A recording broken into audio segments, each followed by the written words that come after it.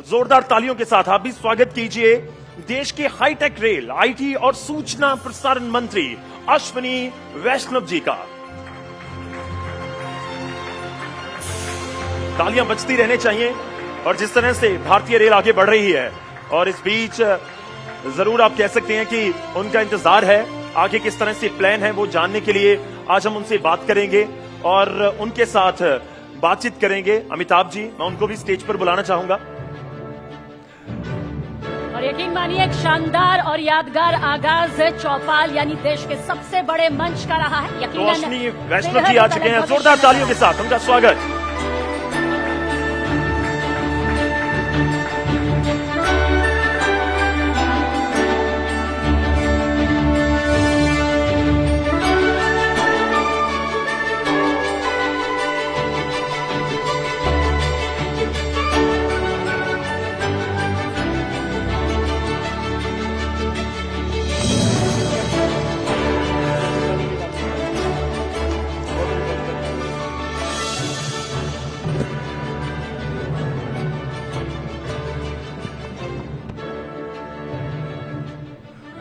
अश्विनी वैष्णव जी का स्वागत है। रेल मंत्री, आईटी मंत्री और अब जुड़ गया है सूचना और प्रसारण मंत्री भी। हम लोगों के लिए काफी जरूरी होता है सूचना और प्रसारण मंत्री अश्विनी सर। लेकिन शुरुआत हम रेल से ही करना चाहेंगे। मुझे याद है 2021 में एक घटना हुई थी सिकंदराबाद सेक्शन में कि 2 इंजन चले जा रहे थे। एक इंजन के सबसे आगे खड़े थे रेल मंत्री अश्विनी वैष्णव, दूसरी इंजन के ठीक सामने खड़े थे मेरे ख्याल से रेलवे के chairman railway board. Ashwini sir, वो ट्रेनें टकराने वाली थी लेकिन कवच की टेस्टिंग थी। वो जरा भी डर नहीं था क्योंकि पहली बार टेस्टिंग हो रही थी कि इंजन कहीं टकरा ना जाए। क्या अनुभव थे सर उसके आपके? अमिताभ जी, पहले तो आपको धन्यवाद। और जितने कागज आपके हाथ में दिख रहे हैं, मुझे लगता है आज आप यूपीएससी का इंटरव्यू लेने वाले हो। सर आप आईआईटी पास हो, हमें तो इतनी तैयारी आपने कर रखी है, मुझे चिंता हो रही है अभी। आपने जिस विषय से आज का डिस्कशन चालू किया है, बहुत ही महत्वपूर्ण विषय है, ऑटोमेटिक ट्रेन प्रोटेक्शन का।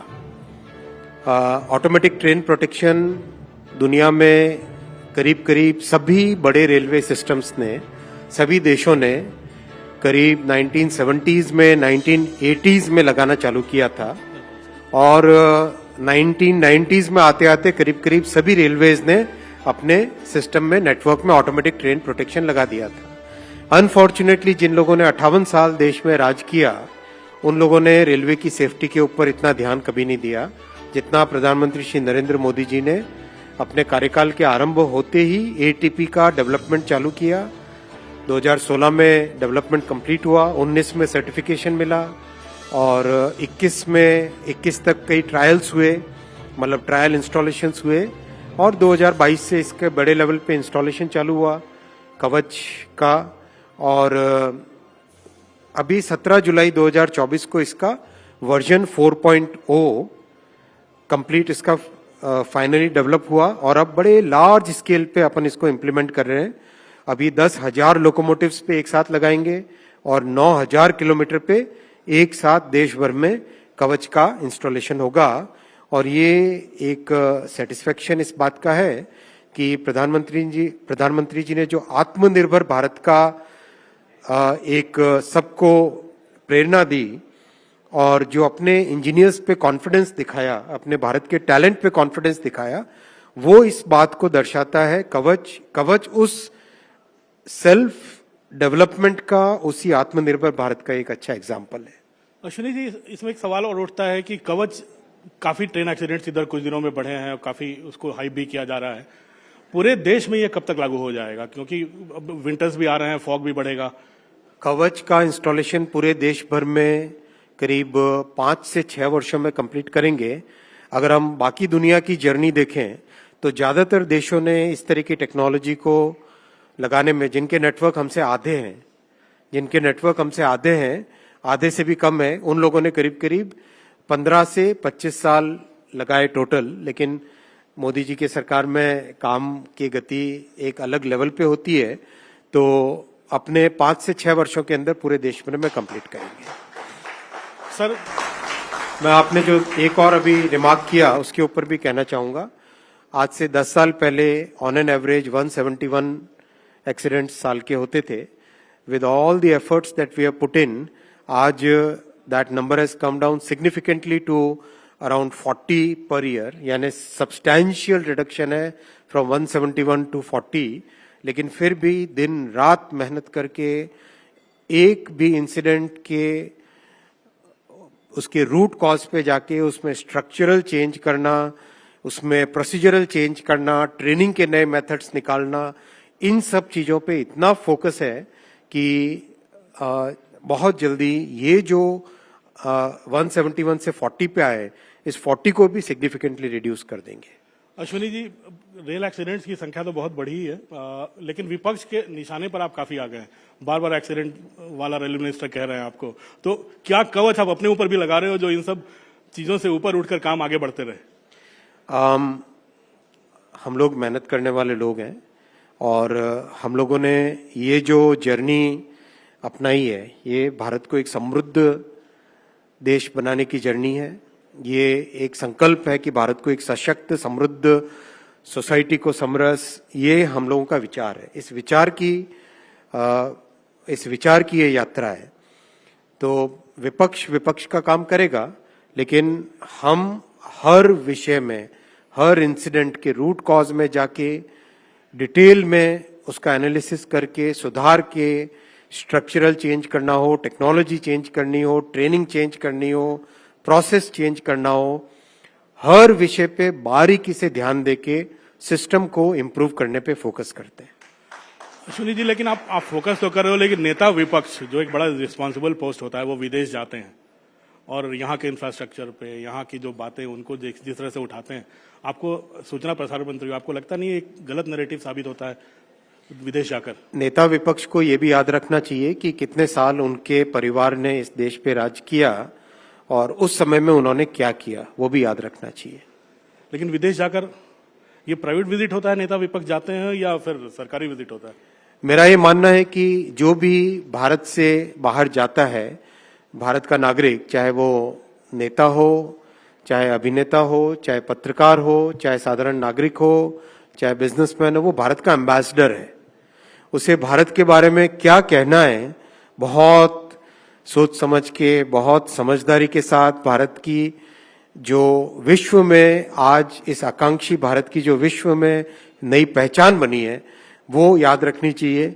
और ये ध्यान रखना चाहिए कि हम विदेश में जाते हैं जब, तब भारत के एम्बेसडर के तौर पे जाते हैं, इस प्राचीन संस्कृति का, इस आधुनिक देश का और ये इतनी बड़ी जनसंख्या के सपनों को याद रख के बात करनी चाहिए. अश्विनी जी, इसी पर मैं ट्रैक बनाना चाहूंगा.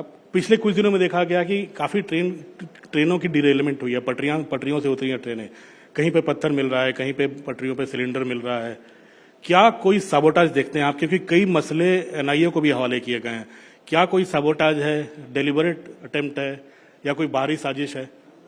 जो भी ऐसी प्रयास कर रहे हैं, उनको मैं स्पष्ट भाव से चेतावनी देना चाहूंगा कि एक एक को पकड़ेंगे, एक एक के पीछे जाएंगे और किसी भी हालत में जो 2 करोड़ यात्री देश के डेली रेलवे में यात्रा करते हैं, उनकी सुरक्षा की जिम्मेदारी अकाउंटेबिलिटी के साथ हम लोग करेंगे और किसी भी हालत में किसी को भी इस सुरक्षा के साथ खेलने नहीं देंगे. लगता कहीं साबोटाज है? मैं इन चीजों में नहीं जाना चाहूंगा. मेरा मानना है कि हमें इतना चौकन्ना रहना होता है, इतना चौकन्ना रहना है कि कोई भी कितने भी प्रयास करे, हम अपने आप को सुरक्षित रख सकें और हमारे यात्रियों को सुरक्षित रख सकें. सर, आप पिछले दिनों आप बेंगलोर गए थे और वंदे भारत स्लीपर कोचेज का आपने उद्घाटन भी किया था. कब तक जुड़ेंगी सर ये आधुनिक कोचेज हमारे रेल में? आपने देखा कि पिछले 10 वर्षों में रेलवे में टेक्नोलॉजी का जो ट्रांसफॉर्मेशन हुआ, वंदे भारत चेयर कार आई पहले, उसके बाद में वंदे भारत की स्लीपर बनी है और एक 2 नजदीक के शहरों में ट्रेवल करने के लिए भी एक वंदे भारत की एक नया वर्जन बना है. तो जैसे रैपिड रेल मेरठ से दिल्ली की है, वैसी ही.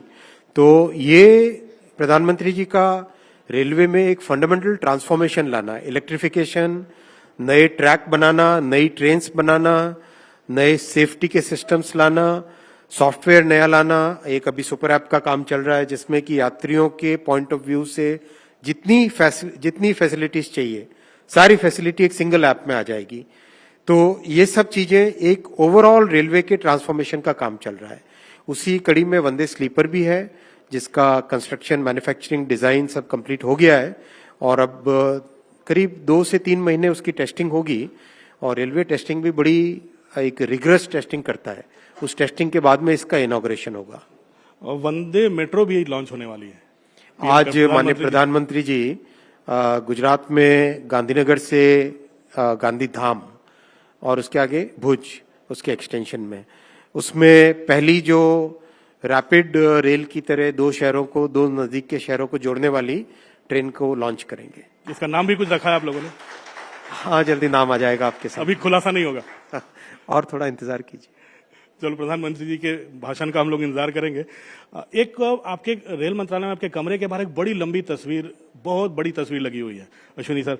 उसमें जो चेनाब ब्रिज है जम्मू कश्मीर वाला, उसके बारे में ये कहा जा रहा है कि टेक्निकल मार्वेल है। ये कैसे सपना पूरा किया और कितना इंस्पिरेशन है ये आपके कमरे के बाहर लगा होना, मतलब ये आपको इंस्पायर कर रहा है?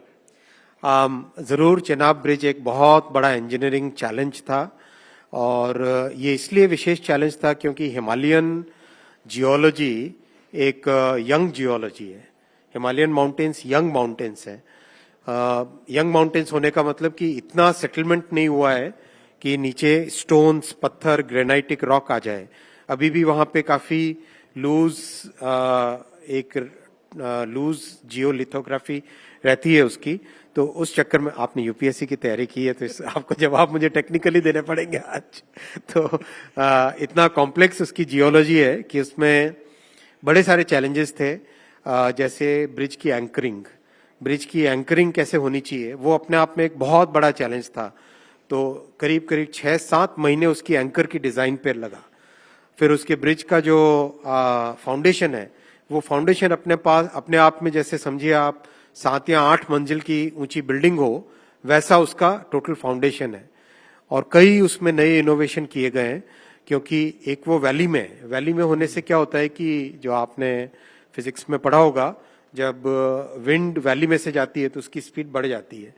तो उस कारण से वहां पे विंड का फोर्स भी बहुत है, अर्थक्वेक की जोन भी है, सीस्मिक एक्टिविटी भी है, और जो जियोलॉजी है वो भी काफी यूनिक है। तो उन सबको ध्यान में रखते हुए उस ब्रिज को बनाना अपने देश के इंजीनियर्स के लिए एक बहुत बड़ी एक शान की बात है। अभी कल या परसों ही इंजीनियर्स डे था, तो मैं सारे देश के इंजीनियर्स को इस चीज के लिए सलाम भी करता हूँ।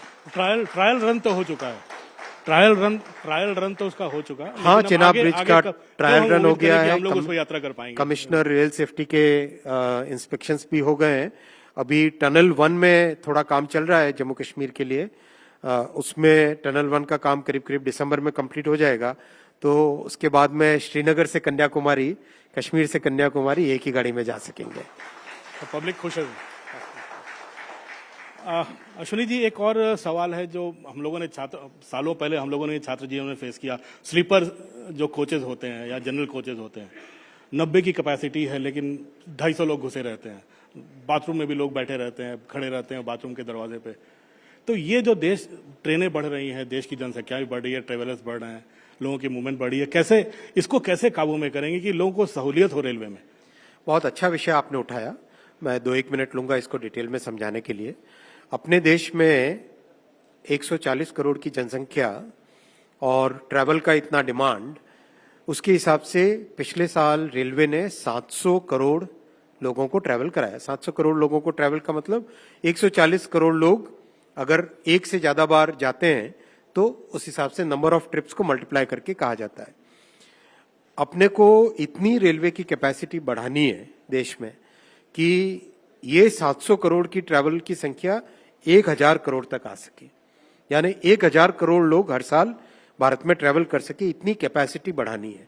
और ये मोदी जी की ऐतिहासिक 3rd टर्म में बहुत बड़ा टारगेट लेके चल रहे हैं। नई पटरी बनाना, क्योंकि बिना पटरी के आप ट्रेन नहीं चला सकते। नई ट्रेन्स बनाना, क्योंकि लोगों की डिमांड बहुत है।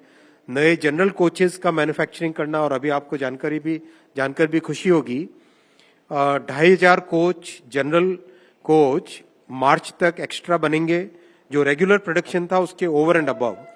और अगले 2 साल के अंदर अंदर 10,000 एक्स्ट्रा जनरल कोच बनेंगे, जिससे कि हर ट्रेन में on an average 4 general coach रहे और कई ट्रेन्स में जो पॉपुलर ट्रेन्स हैं उसमें 6 जनरल कोच रहे।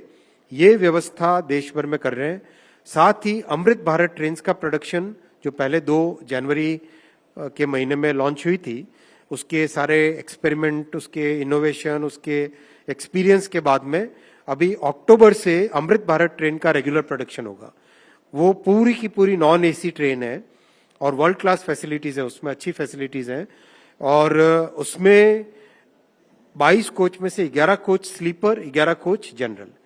तो एक साधारण से साधारण परिवार का व्यक्ति भी इतनी आसानी से 1000 किलोमीटर की यात्रा 400-450 रुपए में कर पाए, ये सपने के साथ आगे काम कर रहे हैं। अश्विनी जी, अगले महीने से मुझे लगता है फेस्टिव सीजन शुरू हो रहा है, त्योहारों का मौसम, और आप जानते हो पूरे देश में कितनी रेलवे की दिल्ली से जाना हो, मुंबई से लौटना हो, हर प्रवासी वापस लौटने की कोशिश में लगा रहता है। क्या फिर ट्रेन में धक्का मुक्की होगी, आप लोग स्पेशल ट्रेनें चलाएंगे या कुछ सुविधाएं ज्यादा देंगे? देखिए, सुविधाएं अगर आप देखें, आज से 10 साल पहले जो संख्याएं होती थी स्पेशल ट्रेन की, मिनिस्क्यूल नंबर होता था और एक तरीके से लोगों के मन में एक भावना थी कि क्यों रेलवे। हमने पिछले समय में आप देखोगे अभी जो मेजर फेस्टिवल रश किया, समर वाला रश एग्जाम खत्म होने के बाद में, इसमें करीब करीब 20,000 के आसपास स्पेशल ट्रेन चलाई। उससे पहले जो छठ वाला रश था, छठ और दिवाली का, उसमें भी ऐतिहासिक तौर पे एक्स्ट्रा ट्रेन चलाई। अभी महाराष्ट्र में अगर हम बात करें तो अभी गणपति उत्सव था, तो जहां एवरेज 200-250 ट्रेन पहले स्पेशल चलती थी, उसको पिछले साल 300 किया था और इस साल 340 स्पेशल ट्रेन चलाई, गणपति स्पेशल। तो पूरा प्रयास है कि जो आज के भारत की जो आकांक्षा है उसको जितना यथासंभव पूरा किया जाए और जितनी भी ट्रेन चलाते हैं, आज हम देख रहे हैं कि जितनी भी ट्रेन चलाते हैं उतना उसमें ऑक्यूपेंसी आ ही जाती है। तो बहुत जरूरी है कि ओवरऑल कैपेसिटी बढ़ाएं, लेकिन उसके लिए हम लोग संकल्पबद्ध हैं और ये मोदी जी की जो 3rd टर्म है, ये 3rd टर्म में आप देखोगे कि रेलवे की कैपेसिटी इतनी बढ़ जाएगी। आप देखो अकेले लास्ट ईयर 5,300 किलोमीटर नए रेलवे ट्रैक बने थे। पूरा स्विट्जरलैंड का रेलवे नेटवर्क 5,000 किलोमीटर है, यानी एक देश के रेलवे नेटवर्क के बराबर एक साल में भारत ने नई रेलवे ट्रैक जोड़े। और उससे पिछले साल भी 5,200 किलोमीटर नए रेलवे ट्रैक जोड़े गए थे। आज भारत विश्व में सबसे हाईएस्ट प्रोडक्शन है लोकोमोटिव्स का, भारत में 1,200 लोकोमोटिव का, कोचेस 6,000-7,000 कोच हर साल प्रोडक्शन। तो हर जगह हर क्षेत्र में कैसे कैपेसिटी बढ़ानी है, उस पे इतना फोकस है ताकि इन 5 वर्षों में रेलवे का एक टोटली जो 10 वर्षों का मोमेंटम है, उस मोमेंटम के ऊपर बिल्ड करते हुए रेलवे का टोटल ट्रांसफॉर्मेशन हो। तो क्या वैगन्स, व्हील्स और वंदे भारत इंजन का हम लोग एक्सपोर्ट भी करेंगे? हम अगले 3-1 वर्ष वैसे एक्सपोर्ट्स तो चालू हो गए और वंदे भारत की बीच में इंक्वायरी मलेशिया से भी आई थी, चिले से भी आई थी, लेकिन अभी वंदे भारत को और 2 साल 3 साल तक भारत में और चला के उसमें और सुधार करके अभी वर्जन 3 चल रहा है। जो कल माननीय प्रधानमंत्री जी ने लॉन्च किया वो वर्जन 3 है, आज भी कुछ लॉन्च होंगी। ये वर्जन 3 है। मुझे लगता है कि वर्जन 4 जो आएगा वो एक ऐसा होगा जिसमें एक्सपोर्ट के लेवल की सारी चीजें होंगी। तो वर्जन 4, वर्जन 5 को एक्सपोर्ट करेंगे। सर, एक और सेमीकंडक्टर के ऊपर ना पूछे तो यह अधूरा रह जाएगा आपका इंटरव्यू। सेमीकंडक्टर को लेकर काफी सरकार गंभीर है और पिछले 4 साल में काफी यत्न भी हुए हैं। 5वां संयंत्र लगाने की आप लोग प्रधानमंत्री ने कैबिनेट के बाद ऐलान भी किया है। क्या हम लोगों को देरी हो गई और हम लोग कितना पकड़ पाएंगे बाकी दुनिया को? देखिए, 1962 में पहली बार प्रयास हुआ था सेमीकंडक्टर प्लांट भारत में लगाने का। तब जिम्मेदारी दी थी, प्रयास भी हुए थे, लेकिन सफलता नहीं मिल पाई। फिर 1965, 67, 71 कई प्रयास हुए। 1980s में पहली बार एक छोटी लेबोरेटरी बन पाई चंडीगढ़ में। प्रयास उसके बाद में भी हुए, लेकिन आखिरकार सफलता मिली माननीय प्रधानमंत्री जी के कार्यकाल में और अब आज अपने 5 सेमीकंडक्टर प्लांट अप्रूव हो गए हैं। कंस्ट्रक्शन का काम तेजी से चल रहा है और एक अच्छी इसमें दुनिया भर में रिकॉग्निशन है कि ये प्रयास सफल हुआ। मैं आपको बताऊं, जैसे स्टील इंडस्ट्री है, देश में अगर स्टील की इंडस्ट्री हो तो आप कई तरह की नई इंडस्ट्रीज लगा सकते हो। देश में अगर केमिकल की इंडस्ट्री हो तो आप कई तरह की नई इंडस्ट्रीज लगा सकते हो, क्योंकि ये इंडस्ट्रीज फाउंडेशनल इंडस्ट्रीज है। इनका एक मल्टीप्लायर इफेक्ट होता है।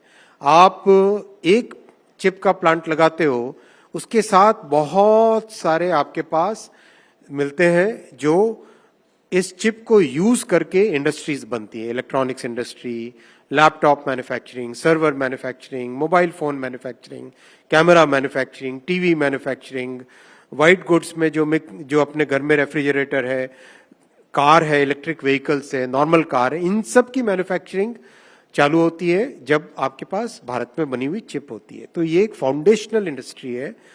ये एक स्ट्रैटेजी, इंडस्ट्रियल ग्रोथ, उन सब को ध्यान में रखते हुए इस इंडस्ट्री को अपने को डेवलप करना चाहिए। और प्रधानमंत्री जी ने एक इसमें लंबी जर्नी का टारगेट दिया है और पूरे इकोसिस्टम को डेवलप करने का फोकस रखा है। तो एक सेटिस्फेक्शन है कि देश ने जो 1962 से सोचा था वो फाइनली मोदी जी की प्रधानमंत्रित्व में, मोदी जी के नेतृत्व में सफल हो पाया। अश्विनी सर, एक आध पॉलिटिकल सवाल तो लेना बनता है।